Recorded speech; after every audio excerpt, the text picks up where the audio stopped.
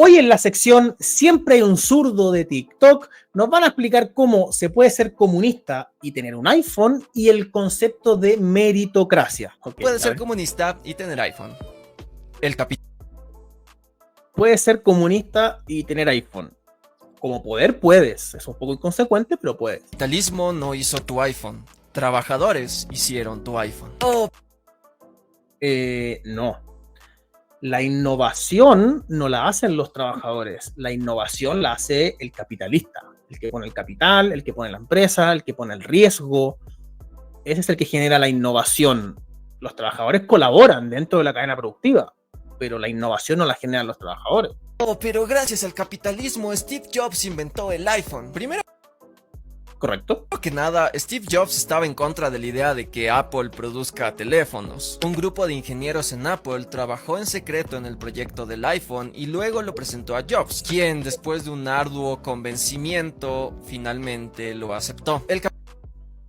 Eso te lo sacaste del orto, eso es una historia que te inventaste tú. Steve Jobs desde que no existía la tecnología, que siempre estaba pensando en el tema de las telecomunicaciones. De hecho, estuvo haciendo asesorías y pasantías en otras empresas que se dedicaban a eso mucho antes del tema del iPhone, y esa historia es tuya. Ahora, más allá de eso, Steve Jobs contrató ese talento, contrató a esas personas que trabajaban en esa empresa. Por lo tanto, sigue estando dentro de la cadena de valor de la empresa que él fundó. Si no hubiese él, con su innovación, con su ingenio, con su visión, creado esa empresa, esas personas no trabajarían ahí, y aunque tu historia fuera cierta, no tendríamos iPhone. El capitalismo no inventa ni produce nada. Los trabajadores, mediante su intelecto o mano de obra, son los que se encargan de esto. Por eso en países donde hay trabajadores, pero no hay empresas, como Venezuela o Cuba, hay un montón de innovación, ¿no? ¿Dónde está el iPhone cubano? ¿Dónde está la versión de iPhone venezolano? Explícame. Además, muchas de las tecnologías usadas para desarrollar el iPhone fueron financiadas por un gobierno. Históricamente, tecnologías como Internet, GPS, microchips y gran parte de la investigación en inteligencia artificial provienen de inversiones gubernamentales. Porque si una tecnología no es rentable para el sector privado, simplemente no se hace. Y todas estas tecnologías en un principio no eran rentables. El capitalismo... Correcto. Y el capitalismo lo que hace es detectar esas cosas que a lo mejor un gobierno hace por algún motivo distinto, y el capitalismo ve una necesidad y lo hace comercial y lo hace accesible para todo el resto de nosotros. Y eso es un proceso. Por eso al principio el teléfono era algo que solo algunos tenían, y gracias al capitalismo hoy en día todo el mundo tiene un teléfono, incluso la gente más pobre. Gracias capitalismo, gracias libre mercado, deberíamos estar contentos, ¿no? Se centra en generar riqueza para los directores ejecutivos a expensas del trabajo de los empleados. Falso. Falso como la mierda. En toda empresa, en todo producto o servicio que se transa en el mercado, tú puedes literalmente trazar lo que se llama la cadena de valor. Y en la cadena de valor, sobre todo en productos, como por ejemplo el iPhone o un computador, tú puedes ver que prácticamente el 90 o 95% del costo de algo termina yéndose en la cadena de valor. Y al final, al dueño, de hecho hay un estudio muy interesante, no me equivoco, de Harvard respecto del iPhone, que te decía que desglosaba toda la cadena de valor, y al final Steve Jobs recibía algo así como $1 por cada iPhone que se vendía. Todo el resto se iba en la cadena de valor, desde la persona que hace el microchip en Costa Rica hasta el gerente de marketing, las personas de venta, la persona que en cada país del mundo tiene la representación de la marca, toda la cadena de valor. Entonces lo que estás diciendo es una tremenda estupidez. Capitalismo no equivale a innovación, comercio o bienes. Capitalismo es cuando los medios de producción son propiedad privada y cuando la mayoría de la ganancia generada por mano de obra o trabajo intelectual dentro de estos medios de producción privados va al bolsillo de una minoría de ricachones que están totalmente desconectados de la realidad. Falso también. Capitalismo significa que el capital genera rentabilidad dentro de una asociación libre de comercio, que sería el libre mercado. Todos somos parte del capitalismo. No requieres ser dueño del medio de producción para participar del capitalismo. Cuando tú compras algo, estás participando del capitalismo. Cuando tú vendes una torta a alguien, también estás participando del capitalismo. ¿Qué medio de producción posee alguien que vende un producto por Instagram? ¿Dónde está el medio de producción? ¿Dónde está la fábrica? De la clase trabajadora. Y eso no tiene nada que ver con el iPhone. Puede ser comunista.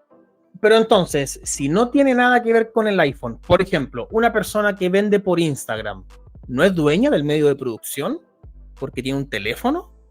O, por ejemplo, yo soy dueño del medio de producción porque tengo un canal de YouTube.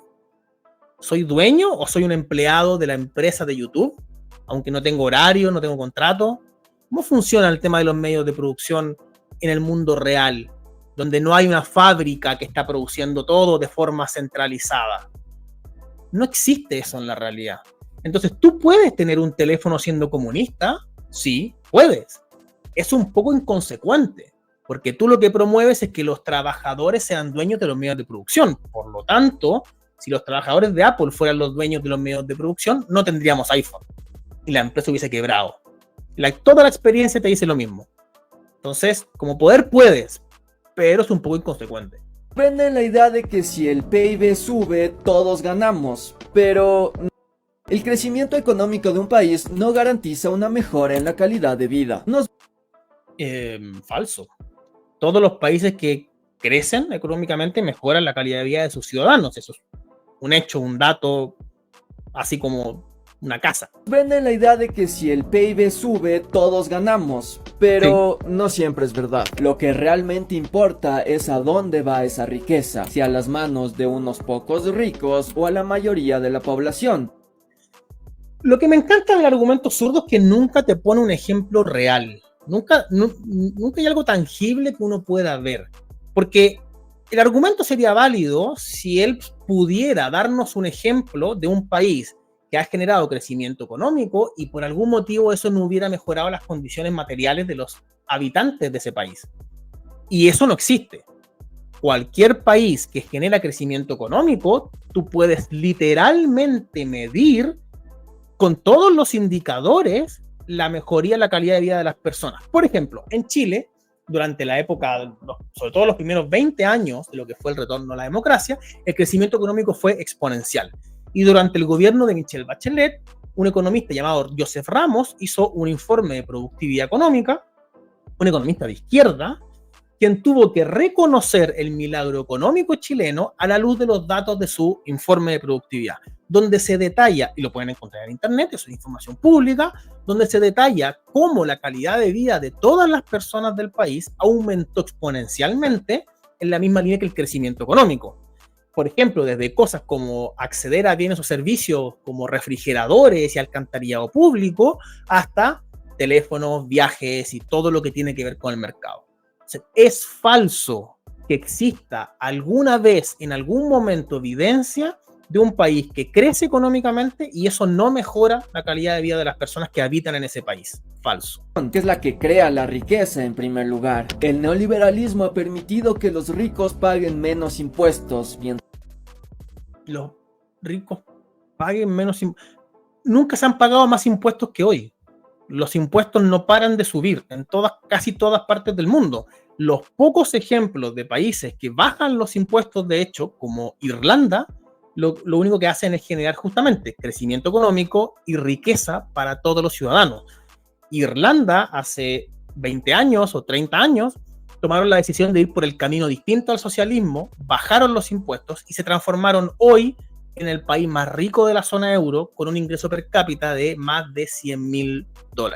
Tras la clase trabajadora paga más y más. El crecimiento económico, tal como lo entendemos, no significa prosperidad para todos. Mira lo que está pasando en Estados Unidos, por ejemplo. La economía está en su punto más alto de la historia, pero la gente no está mejor.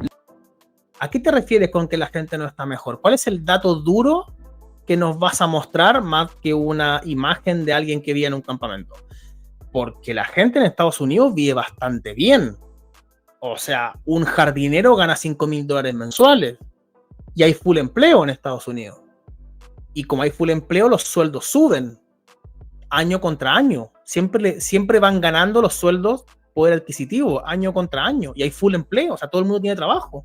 ¿A qué te refieres con que no están bien en Estados Unidos? ¿Comparado con quién? ¿Con qué país? La disparidad entre los discursos y la realidad es lo que da fuerza a mensajes como hacer América grande otra vez. La razón por la cual estos discursos tienen eco en el fondo es porque el crecimiento en el capitalismo, especialmente en el neoliberalismo, crea ganadores y perdedores. No nos dejemos engañar por numeritos de crecimiento económico. El neoliberalismo crea ganadores y perdedores.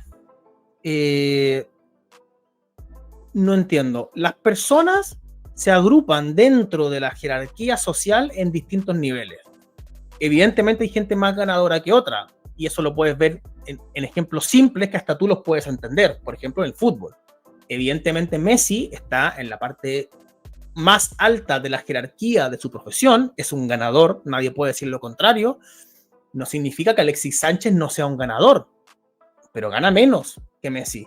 Y después más abajo a lo mejor tienes al Guaso Isla, que también es un ganador, es un tipo que ha hecho mucha plata, que ha hecho una carrera increíble, que está dentro del 1% de la gente más exitosa probablemente, sigue siendo un ganador, pero está más abajo que los otros dos. Y así se compone la estructura jerárquica. No hay un ganador y un perdedor. Todos participamos de un ecosistema donde además nos vamos moviendo según los talentos, según la disposición al trabajo, según el esfuerzo, y tú puedes ir cambiando dentro de la escala social, para arriba o para abajo. Eso de que hay un ganador y un perdedor, ¿de dónde sale? Porque estos no reflejan las condiciones reales en las que vive la mayoría de la población. Necesitamos repensar lo que entendemos como crecimiento y desarrollo. Necesitamos una economía que realmente se preocupe por mejorar la calidad de vida de todos, que ponga en el centro las necesidades de las personas y no numeritos en una pantalla.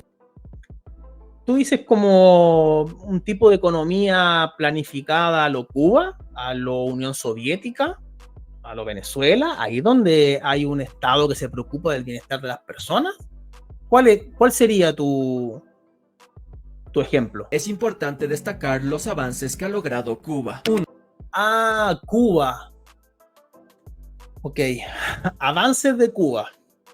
Vamos a ver, 10 avances de Cuba. No, la esperanza de vida en la isla supera la de Estados Unidos, a pesar de tener una fracción de la riqueza. 2. Cuba. La esperanza de... ¿Cómo la mediste la esperanza de vida en Cuba? ¿Cuáles son los datos que estás usando? Porque no hay datos oficiales de nada en Cuba. Lo que hay en Cuba es una oficina de la ONU que está dentro del aparato gubernamental y que solo puede dar estadísticas oficiales. Esto, o sea, ¿de dónde sale? Porque no hay información veraz, no hay información libre en Cuba. ¿De dónde sacas ese dato? Cuba cuenta con una de las proporciones más altas de médicos por habitante en el mundo, garantizando atención médica gratuita para todas y todos. Cuba tiene una de las mayores cantidades de médicos por población de habitantes, y tú crees que eso es algo bueno.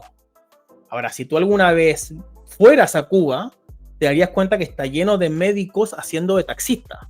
Está lleno de médicos vendiendo cosas en la calle a los turistas, porque no tienen trabajo, y los que tienen trabajo ganan $20. Entonces, ¿por qué eso es algo bueno? Y eso de que garantizan salud gratuita es mentira. Tú tienes acceso a salud gratuita solo si eres parte del partido. Si tú no estás inscrito en el partido oficial, que hay uno, ojo, hay un partido en Cuba, uno, no hay más. Si tú no adscribes a ese partido único, el Partido Comunista, no tienes nada. No tienes salud, no tienes educación, no tienes nada, no tienes comida, no tienes nada. Estás obligado. Así que eso de que es para todos, no. 3. Desde 1969, más de 325.710 trabajadores de la salud cubanos han participado en misiones en 158 países, demostrando el compromiso de Cuba con la salud global y sin pedir nada a cambio. 4. Cuba exporta médicos a todas partes y son un desastre. siempre lo venden como un panfleto, como una campaña. Cuando vinieron a Chile por el tema del COVID fueron un desastre. Trajeron un remedio, el interferón, que lo habían hecho en Cuba, que lo quería traer Jadwe, que no pasaba los mínimos estándares de la institucionalidad, que no tienen ningún tipo de aprobación por ningún organismo médico. Son un desastre. ¿Qué estás hablando de los médicos de Cuba? Gracias a la investigación médica cubana, varias enfermedades han sido controladas, incluyendo vacunas contra la meningitis B, la hepatitis B y el dengue. ¿Dónde se usan vacunas para la meningitis cubanas? ¿En qué país del mundo? En Cuba serán, con los datos oficiales de la ONU, en la oficina esta gubernamental. ¿Dónde hay vacunas cubanas? ¿En qué país se usan? Porque las empresas de vacunas que conocemos acá son las chinas y las gringas. ¿Dónde hay empresas cubanas que fabrican vacunas? 5. A pesar de las sanciones y el embargo, Cuba ha logrado erradicar el hambre. 6. Uy, esta es la típica del hambre. Amigo, pégate una vuelta por Cuba. Pégate una vuelta, pero no en Varadero. No en Varadero, en el hotel, en el resort. Pégate una vuelta en la Cuba profunda. ¿Cómo que no hay hambre? La gente se caga de hambre en Cuba. Está lleno de gente pidiendo comida y plata por la calle. ¿Qué estás diciendo que en Cuba no hay? ¿Pero de dónde sacan esta estupidez? O sea, ¿el gobierno dice eso? ¿El gobierno cubano? Sí. Dice que en Cuba no hay analfabetos, que no hay hambre y todo esto. Pero es un régimen. Es como creerle a los chinos o creerle a Norcorea. No, amigo, anda a Cuba. Anda, velo con tus ojos. Te vas a dar cuenta que está lleno de gente cagada de hambre. Yo lo vi. Gente cagada de hambre. Niños que me pedían por favor un par de calcetines porque no tenían calcetines y tenían los pies rotos. ¿Qué me estás contando que no hay hambre en Cuba? Todos los ciudadanos tienen derecho a una educación gratuita, desde la primaria hasta la universidad. Falso, de nuevo, solo tienen acceso a la educación los que son parte del partido. Si tú eres disidente, no tienes acceso a nada. Y además te puedes ir preso. 7. Cuba cuenta con el mayor número de profesores por habitante en el mundo, garantizando una educación de calidad. 8. A ver. De nuevo, que tú tengas un montón de gente que estudió para ser profesor haciendo de taxista y vendiéndole habanos a los turistas no es algo bueno, ¿ya? Y segundo, ¿por qué el hecho de tener más profesores de alguna forma te garantiza tener mejor calidad de la educación? ¿Cómo la mediste? ¿Dónde está esa medición? ¿Dónde está el estudio que dice que las universidades cubanas son de las mejores del mundo? O que los colegios cubanos son buenos. ¿Dónde está esa información? Porque lo que uno ve, uno puede buscar la información en internet y no rankean ni en las 200 primeras. No, de hecho, no están en la lista, no existen. No tenemos información. Entre abril y diciembre de 1961, la tasa de alfabetización aumentó del 77% al 96%. De nuevo, no es real. No son datos reales, son datos del régimen. Anda a verlo. Anda para allá. Los niños no tienen nada en las escuelas, no tienen ni pizarra, no tienen nada. Estás diciendo estupideces. Y hoy en día alcanza el 99%. 9. El pueblo cubano es el dueño de sus recursos naturales y de las industrias fundamentales, promoviendo la soberanía nacional. Promoviendo la soberanía nacional. O sea, esta pobreza es mía. Y como la pobreza es mía, soy soberano de mi pobreza. La pobreza de argumentación. ¿Qué estás diciendo que son dueños de su productividad? Si no tienen productividad. En los años 50, con el auge de la caña de azúcar, antes de la revolución, sí, eran un país rico, eran un país que tenían una producción interna interesante. Hoy en día no producen nada. ¿Qué producción? ¿Cuál es la soberanía de no producir nada y ser pobre? ¿Dónde está esa soberanía? 10. La falta de vivienda en Cuba es casi nula, mientras que en Estados Unidos más de 650,000 personas no tienen un hogar. En fin, si me dicen que me vaya a Cuba... Sí, yo te diría que fueras a Cuba a verlo, porque además los cubanos no son dueños de sus casas. No puedes tener una casa en Cuba. No eres dueño de la propiedad. Le tienes que subarrendar al Estado. Entonces... Y la gente vive toda junta, viven familias de 20 personas en una casa, con un sueldo de $2 promedio por mes. ¿Pero ustedes son hueones los comunistas o qué les pasa? O sea, a todos los comunistas habría que mandarlos, de hecho, a Cuba 6 meses, cuando son pendejos, cuando tienen 14, 15 años, son todos revolucionarios, habría que mandarlos a Cuba 6 meses, a la Cuba profunda, de nuevo, no a Varadero.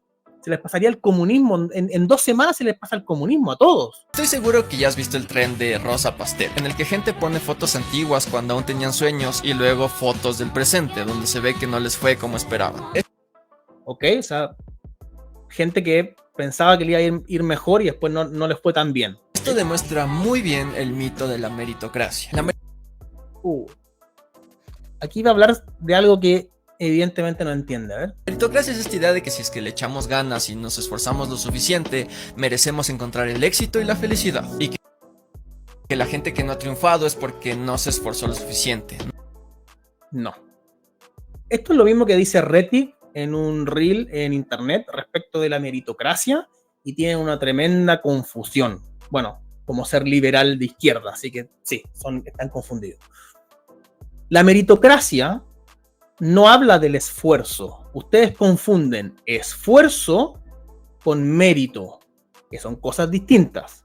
El mérito es la capacidad de resolver la necesidad de otro, de satisfacer la necesidad de otro, ¿ya? Y el esfuerzo es algo que te puede ayudar a eso, ¿ya? Si tú te esfuerzas, tienes más probabilidades de ser capaz de satisfacer las necesidades de otro. Pero correlación no indica causalidad. Entonces, esto es muy fácil. Tú tienes a un jugador de fútbol, de nuevo, como Romario. Romario era un jugador de fútbol extremadamente talentoso, pero no era un tipo trabajador. Entonces, el tipo se iba de fiesta, le gustaban las minas, le gustaban los vicios, le gustaba fumar, ¿ya? Entonces, en ese sentido, no era un tipo trabajador, pero salía al otro día y hacía 3 goles. Y le preguntaban al entrenador, y el entrenador decía, sí, es verdad, es un mujeriego, sale por ahí, sí, pero sale a la cancha y hace 3 goles. En cambio, tú tienes jugadores de fútbol que se esfuerzan un montón, que son súper trabajadores y que entrenan y que no consumen ninguna droga y que son súper bien portados y nunca van a llegar a ser una figura mundial como fue Romario. ¿Significa eso que Romario tiene menos mérito que los que no llegan? ¿Tiene más mérito el Guaso Isla que Romario?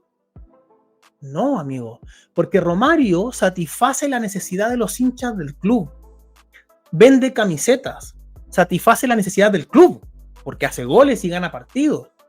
Y eso tiene mérito, porque el tipo tiene talento. Y eso es lo que ustedes no entienden. No es lo mismo mérito que esfuerzo. Y no porque tú te esfuerces, mereces que te vaya bien. Porque hay personas que se esfuerzan un montón, pero si se esfuerzan un montón y son sociólogos, probablemente no resuelva la necesidad de nadie y no les va a ir bien. Es así.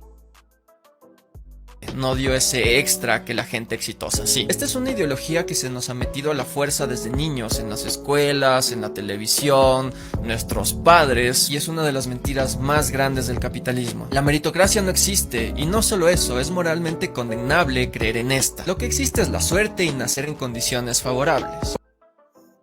La suerte y nacer en condiciones favorables, ese es el típico argumento de alguien fracasado que le va a echar la culpa a alguien más, y claro, estás poniendo una foto de Elon Musk, le vas a echar la culpa a alguien más de que tú no seas tan exitoso como el de al lado.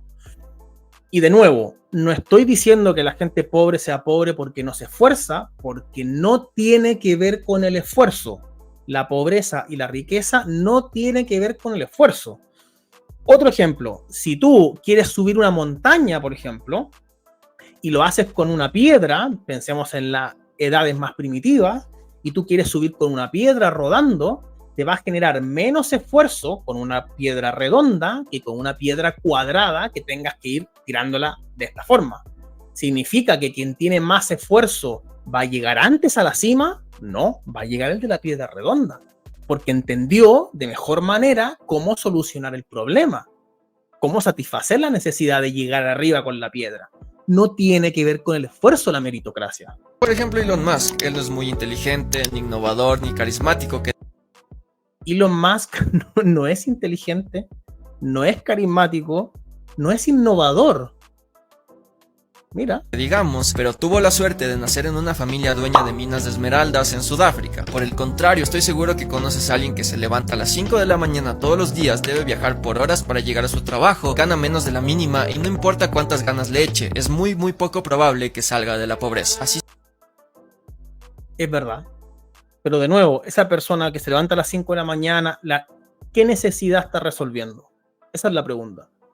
Y así deberíamos educar a los hijos. ¿En qué necesidad estás resolviéndole a alguien más para que te vaya bien? Cuanta más gente sea, cuanta más gente le resuelvas el problema, mejor te va a ir. Esa debería ser la pregunta. No que te levantes más temprano y que te esfuerces más. Así no funciona. Está diseñado el capitalismo. No todos tenemos las mismas oportunidades para alcanzar el éxito. Esta falsa creencia en la meritocracia también genera patrones discriminatorios. Correcto, no todos tenemos las mismas oportunidades. El capitalismo nunca ha dicho eso.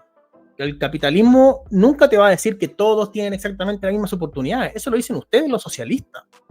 El capitalismo le da a cada cual el lugar que le corresponde dentro de la sociedad en función del mérito, en función de resolver las necesidades de los demás. Eso es. Donde vemos a la pobreza como una decisión y no lo que es una necesidad sistémica del capitalismo. Muchos factores que no elegimos dictan que tengamos éxito o no. Nuestro sexo, nuestro género, nuestro color de piel, nuestra familia y hasta el país en el que nacimos. Y sí, hay casos de futbolistas o artistas que salieron de la nada y ahora son multimillonarios. Pero solo son 1 en 1.000.000. Son la excepción que confirma la regla. Eso es correcto, porque lo que ustedes tampoco quieren entender es que la riqueza no se genera de forma espontánea, cuesta que se genere la riqueza. Entonces, las personas que logran salir de la situación de pobreza normalmente lo hacen de una generación a otra. Cada generación mejora. El padre tiene una situación y con mucho esfuerzo logra que su hijo tenga una situación un poco mejor. Y cualquier persona rica, en su familia hubo alguien que generó esa riqueza antes. Aunque esta persona la haya heredado, sigue habiendo mérito en que alguien dentro de su familia haya generado esa riqueza para que él la pueda heredar. Ahora, si todo esto no te gusta, perfectamente te puedes ir a vivir a un país socialista, a vivir de las mieles y del éxito de esos países y no vivir agobiado en un país capitalista.